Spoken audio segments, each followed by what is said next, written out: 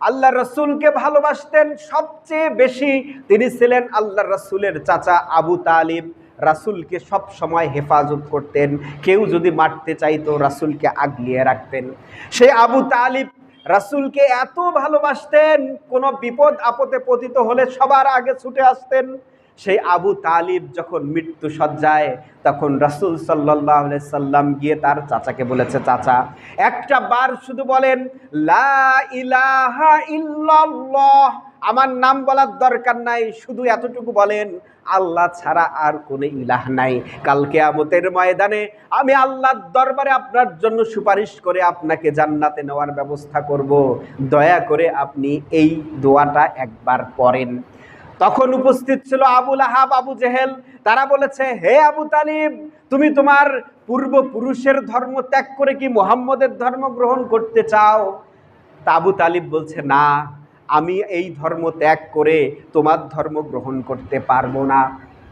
রাসূল সাল্লাল্লাহু আলাইহি সাল্লাম যখন তার চাচার জন্য দোয়া করতে লাগবেন, এমন সময় আল্লাহ কোরআনুল কারীম, কোরআন শরীফের ৯ নম্বর সূরা, সূরা তাওবার ১১৩ নম্বর আয়াতে বলেন, মা কানা লিন-নাবিয়্যি ওয়াল্লাযীনা আমানু আন ইস্তাগফিরু লিল মুশরিকিনা ওয়ালাউ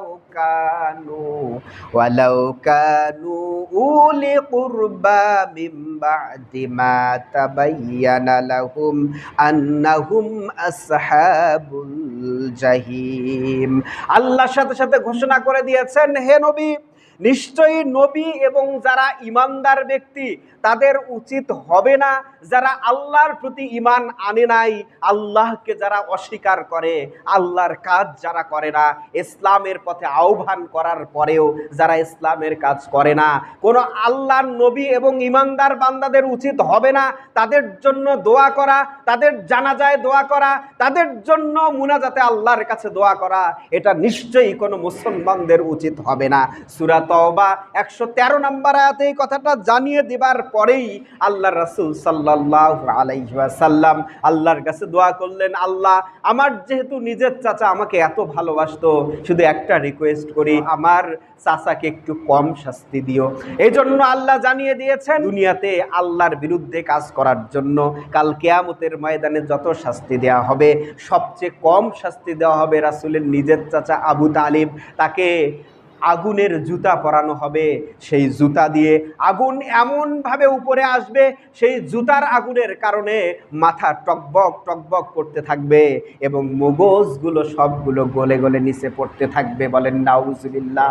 আল্লাহর রাসূল এত ভালোবাসতেন তার চাচাকে, চাচাও এত ভালোবাসতেন রাসূলকে, কিন্তু রাসূলের নিজের চাচা হবার পরেও কাল কিয়ামতের ময়দানে শুধুমাত্র আল্লাহর কাজ না করার কারণে জান্নাত যাবার কোনো সুযোগ থাকবে না।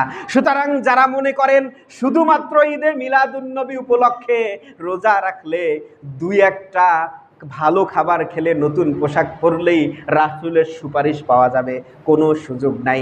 আল্লাহ সুবহানাহু ওয়া তাআলা সূরা আলে ইমরান ৩১ নম্বর আয়াতে বলেন, ইন কুনতুম তুহিব্বুনাল্লাহা ফাত্তাবিউনি ইউহিব্বুকুমুল্লাহ।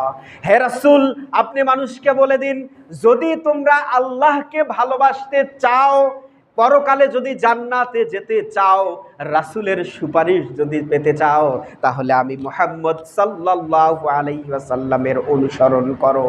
যদি মুহাম্মদ সাল্লাল্লাহু আলাইহি ওয়াসাল্লামের সুন্নতকে অনুসরণ করো, রাসূল যেভাবে নিজে চলেছেন এবং চলতে বলেছেন, এভাবেই যদি তোমরা চলো, তাহলে ইউহিব্বুকুমুল্লাহ, তাহলে আল্লাহ তোমাদেরকে ভালোবাসবেন এবং তোমাদের গুনাহগুলো মাফ করে দিয়ে পরকালে জান্নাতুল ফেরদাউস নসিব করে দিবেন। বলেন সুবহানাল্লাহ।